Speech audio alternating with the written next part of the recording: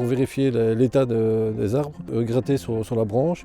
Si on voit en dessous de l'écorce que c'est brun, ben la branche ou la brindille est morte. Si c'est bien vert, l'arbre est en bonne santé.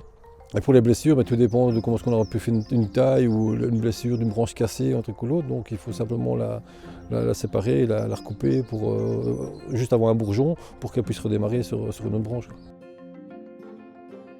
La différence entre le pommier et le poirier, je veux dire, le pommier a des branches qui sont plus brunes, avec plus de lenticelles, et des bourgeons plus ronds et plus doux que par rapport au poirier. Le poirier, c'est un bourgeon qui est plus pointu et qui accroche plus à la branche qu'on touche. Et les branches sont aussi plus dures que le pommier. Les pommiers, les branches sont plus flexibles que le poirier.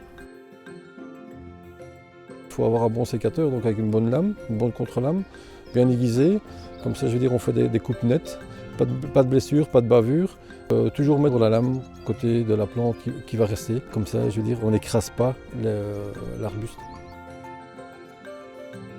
Mais pour avoir la structure d'un fruitier, je veux dire, il faut regarder pour avoir une bonne tête et choisir une seule tête qui pourrait donner la forme de l'arbre.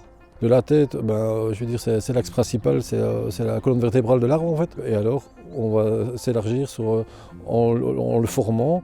On doit l'ouvrir pour créer des charpentières. Donc les charpentières devront être arquées, donc c'est prendre la branche, bien la plier doucement, qu'elle soit bien plate. Je veux dire, on va essayer de travailler à l'horizontale. Là, nous, on prend une corde et je veux dire, avec la corde, c'est qu'on va tirer pour l'attacher plus bas au piquet ou à un clou.